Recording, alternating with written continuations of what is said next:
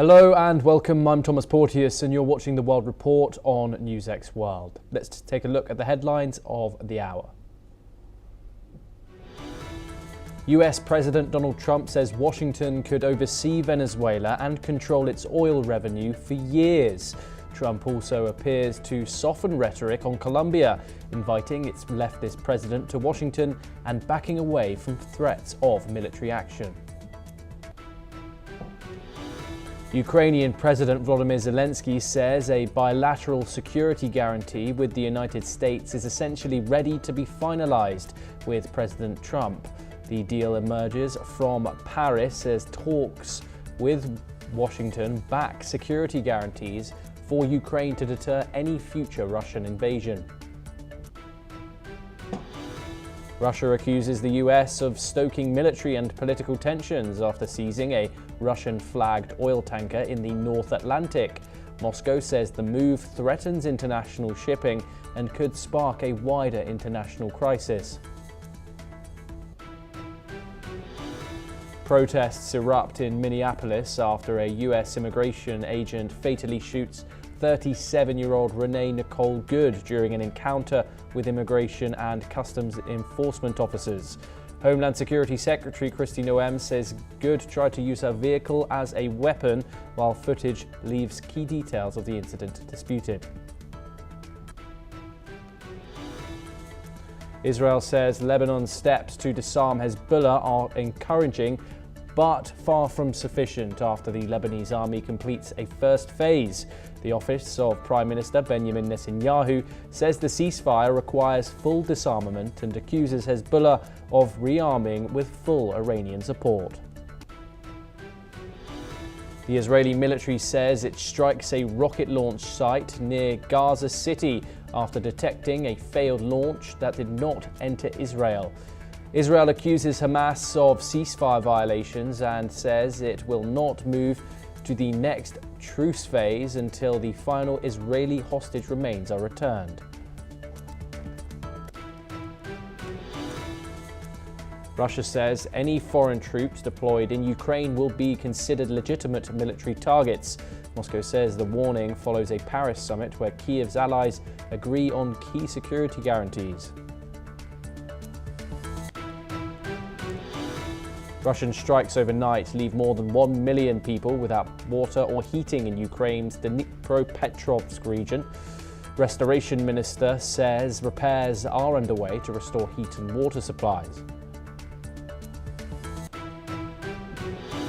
US Energy Secretary Chris White is signaling a major push in Venezuela's oil sector. He says American companies like Conoco, Exxon and Chevron are expected to play a constructive role, with Chevron planning to expand operations quickly. Wright also stressed that the United States will maintain control over Venezuelan oil sales while balancing commercial interests with China, without letting Beijing gain dominant influence. Officials say US firms will benefit from expanded access to Venezuela's oil, while Washington ensures continued influence in the Western Hemisphere's largest energy reserves. This comes as President Trump says US oversight of Venezuela could last well beyond a year. Talking to local media, Trump also stated that the US is getting along very well with the Rodriguez government, adding that Secretary of State Rubio speaks to her all the time. Joining us now is Ross Feingold. He is a political analyst. He joins us live from Taipei in Taiwan. Ross, thank you very much for joining us here on the program. Of course, Donald Trump has now released a statement saying that this, what he previously called temporary running of Venezuela, could indeed last years, in particular, particularly in regards to the oil industry. What was your reaction to this? What more can you tell us? Certainly, it's come as a surprise. I think it's come as a surprise to the politicians in the United States, members of Congress, and also to the American public. But another way to look at this is that President Trump and his team, they're not saying we simply snatched Maduro and then we're walking away and we don't care what happened. So again, another perspective to look at this is to say, well, they're trying to do the right thing. They're trying to bring revenue to the government and the people of Venezuela, and the most important revenue driver is the oil industry. And they're engaging with the politicians now. For now, they're engaging with who are the people who are basically Maduro's people. It does seem that there are conversations with the opposition as well, even though there's a lot of discussion about why President Trump didn't endorse the opposition to take over power right away.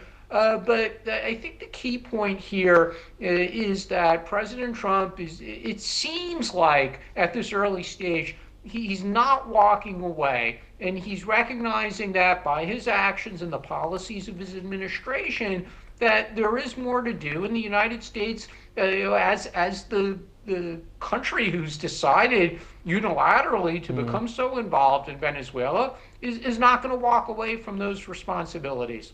And Ross, of course, this operation was framed at freeing the people of Venezuela. However, the head of state has been kidnapped and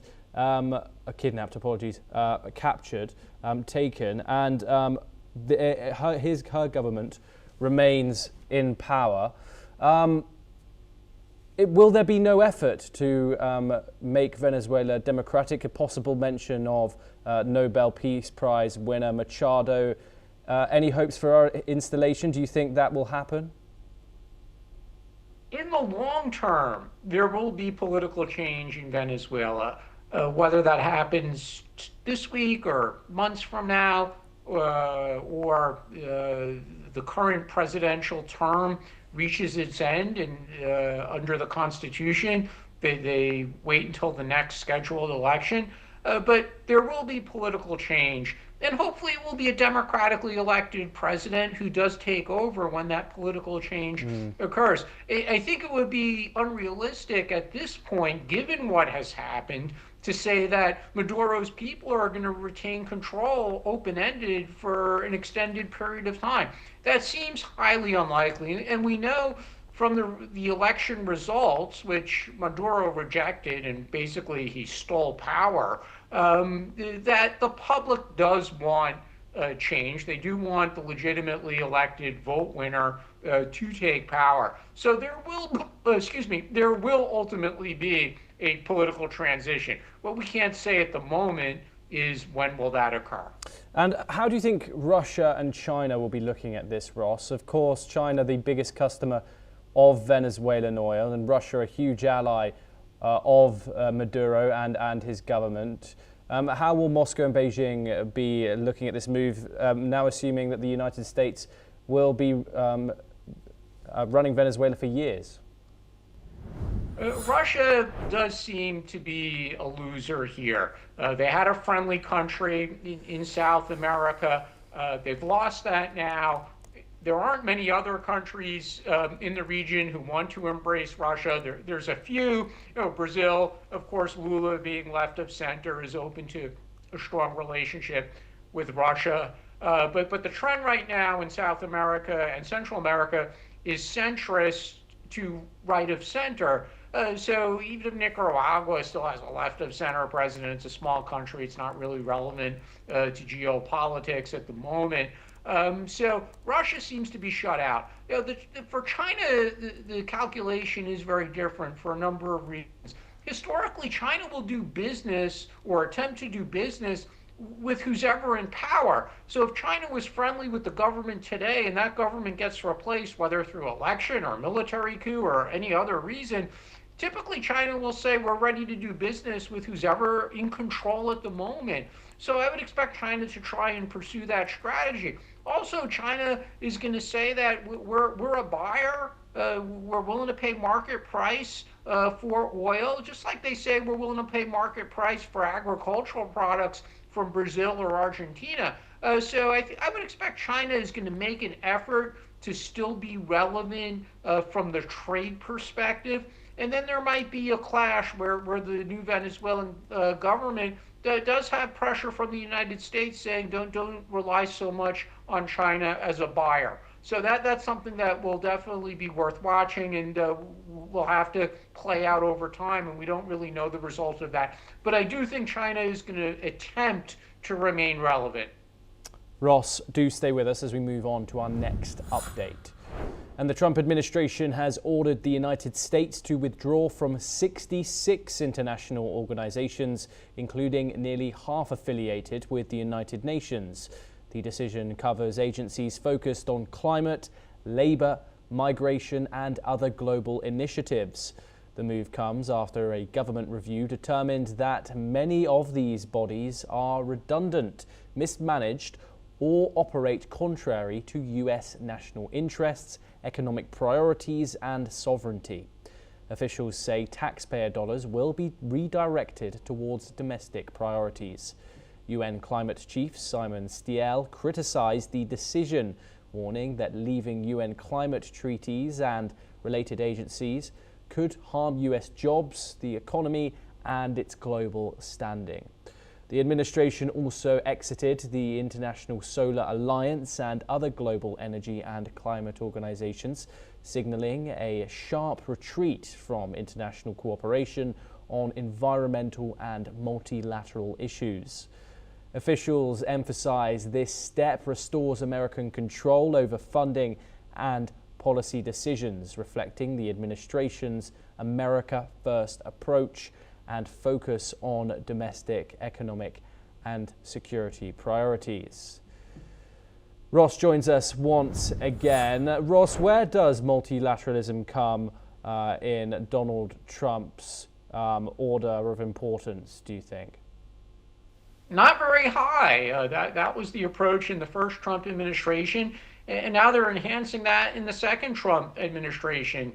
Conservatives in the United States, even before President Trump became the president, were skeptical of international agreements and international organizations. So that's not new for Republicans. But President Trump has been extremely outspoken about this issue. In his first term, he notably did withdraw the United States from the World Health Organization and the Paris Agreement and some others. And again, he's enhancing that approach in his second term. The reality is that the United States often feels that these international agreements or international organizations are biased against the United States. Does that justify walking away? Well, for President Trump, yeah, it does, and as well as for his team. I mean, there's nobody on the team, Marco Rubio or other foreign policy aides, who are telling President Trump, this is a mistake, we think you're better off staying in these organizations. So I think the team is fairly unanimous in taking this view. And then the big question is, what comes next? Will the United States still try to engage on a bilateral basis with other countries or the EU on some of these issues, or will the Trump administration really have no interest in some of these issues, whether it's environment or labor rights or other issues that these international organizations and agreements covered? Ross Feingold, as always, it's a pleasure to talk to you. Thank you very much for joining us. We now move on and over the Atlantic, and the European Union is reviewing its response amid concerns over a potential threat from the United States to Greenland. EU official Kaja Kallas has said that discussions have taken place among European leaders to assess possible actions if the threat proves real. She has emphasized that Europe is carefully evaluating the situation and coordinating a unified response. No specific measures have been announced yet, but EU officials stress that readiness and strategic planning remain a priority in addressing any security risks. Joining us now is Collins Chong-Yu-Keat, a foreign affairs, security and strategy analyst. He joins us live from Kuala Lumpur. Thank you very much for joining us. It's a pleasure to speak to you, Collins, as always. Thank you.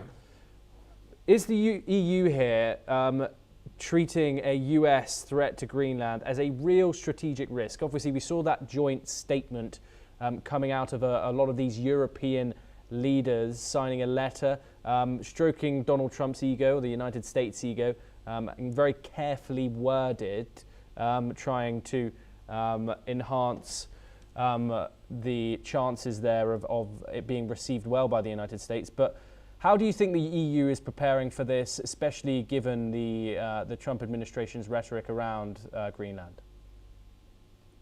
Well, Europe's real fear is not Greenland; it is abandonment by Washington. We have seen how the anxiety by EU is, whether Trump will, of course, has his own way of treating the EU in terms of security support, and basically, Washington is the main power behind NATO, and the dependence of NATO on Washington has been obvious, and only the US has the power to provide this missile defense deterrence, nuclear deterrence capacity, Arctic surveillance, and early warning systems.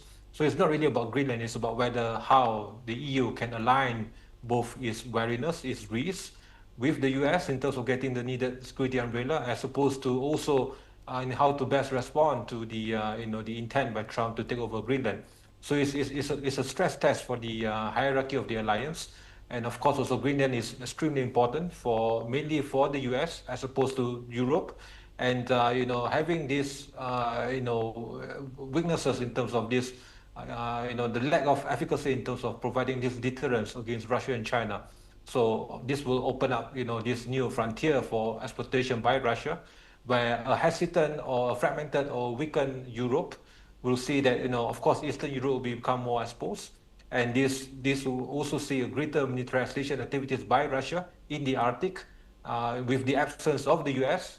If we were to see that, Denmark or other EU nations will oppose strongly to any actions by US, this will have profound implications and backfiring impact to the security of Europe as a whole. This would invite greater Russian presence in the Arctic, of course, and also in Greenland. Washington would not allow that.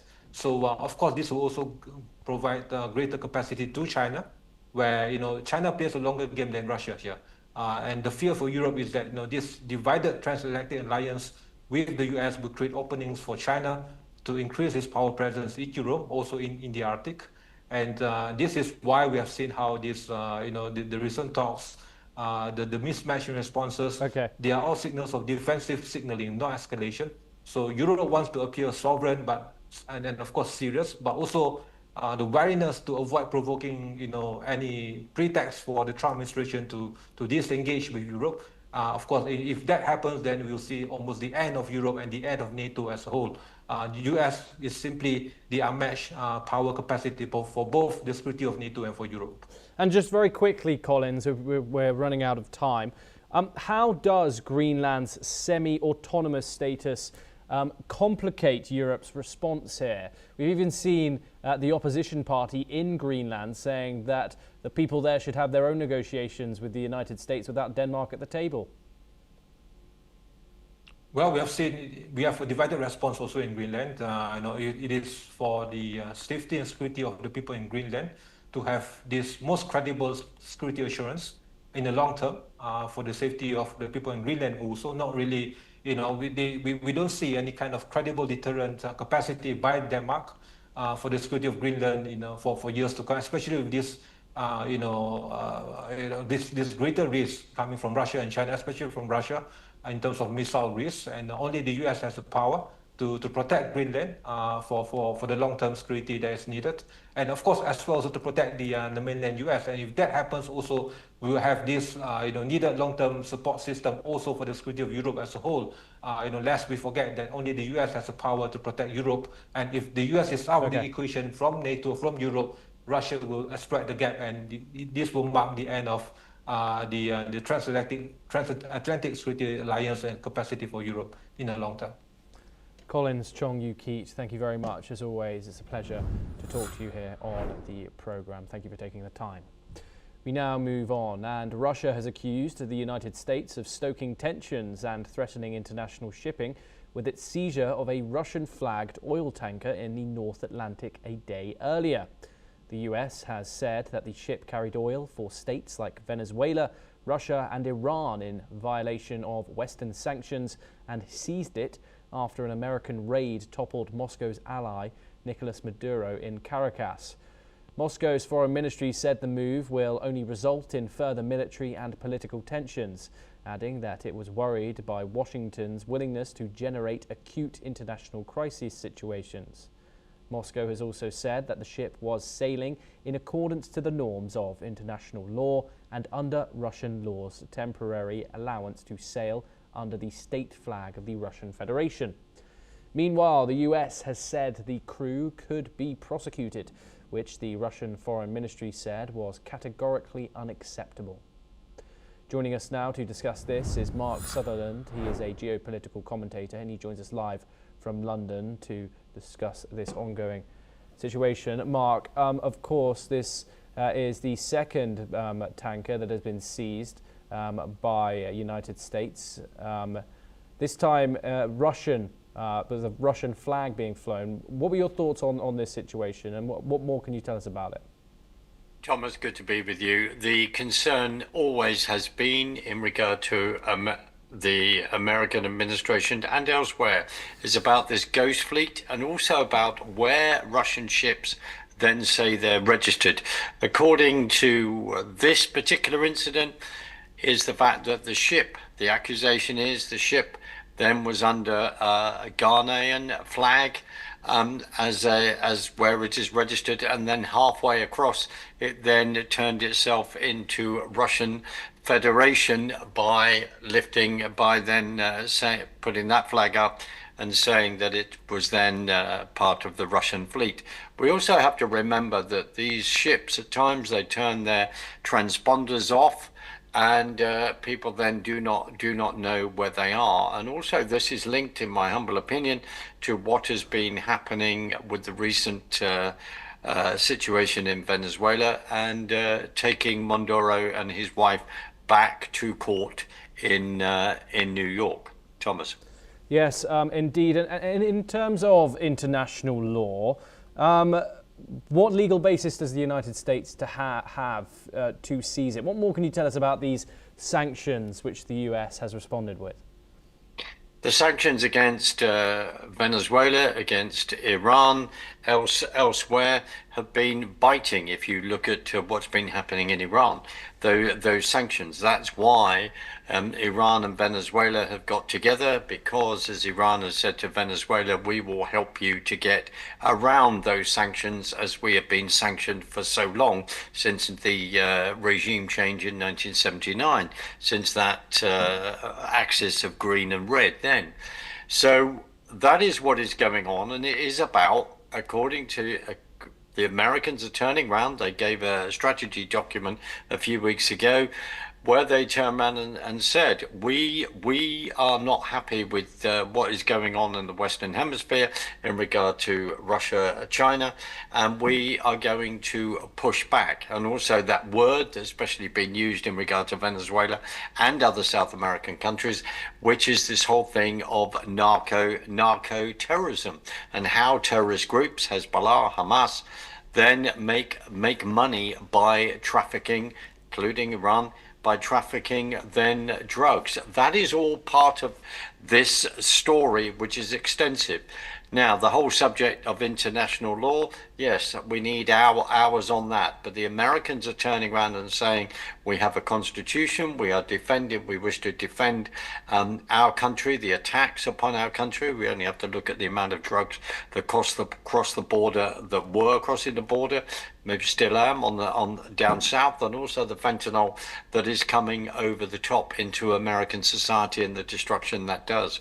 All of these issues are on the table, but of course it's not where people, if they are of a left-wing Marxist ideology, they don't believe in the capitalist system, they do not believe within the American Constitution, then they're going to come against America and say, we're not very happy with the way that you're conducting yourselves. Just finally, where the administration turns around and says, well, we're not very happy with the narco-terrorism that's gone on in our backyard for years and years and years. Thomas.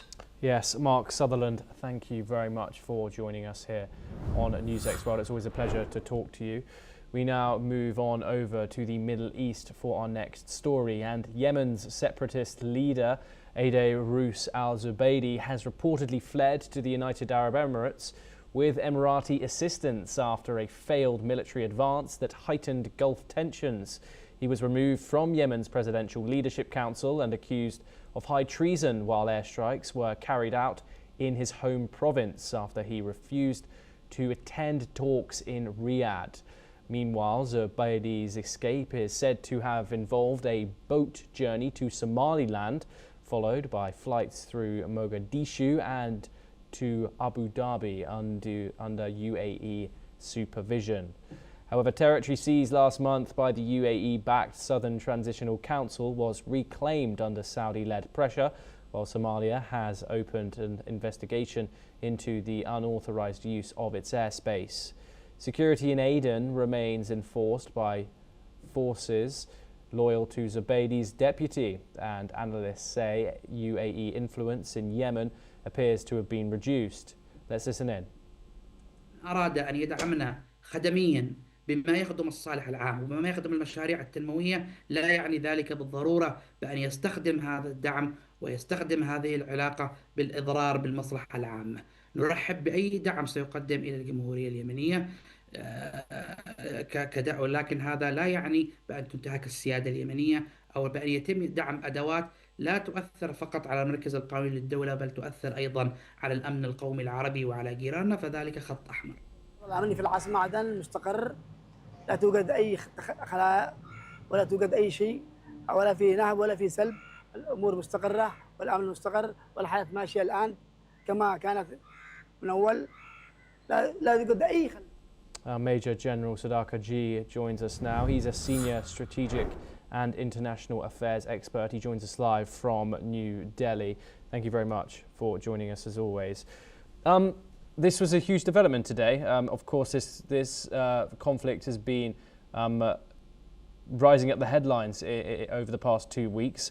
Al-Zubaidi, his removal from the Presidential Leadership Council, does that mark the effective end of these southern separatist forces, or is it just a pause in the fighting? Thomas, good evening. Thank you for getting me to your show. And in short, I would say this is just a temporary pause, and the rivalry will continue. Saudi Arabia and its dominance in southern Yemen is a very tall order, because it is being used as a proxy. This piece of land, or the southern Yemen, for our viewers, it will be, I think, relevant to highlight that Yemen as such has got two parts, northern Yemen and southern Yemen. Northern Yemen is dominated by the Houthis, supported by Iran, and southern Yemen is supposed to be governed by internationally accepted, recognized Saudi Arabia-backed government. However, the STC that you are talking of, the Southern Transitional Council, is backed and supported by UAE, and it's been going on for quite a few years now. And they had started the offensive on 2nd of December 2025.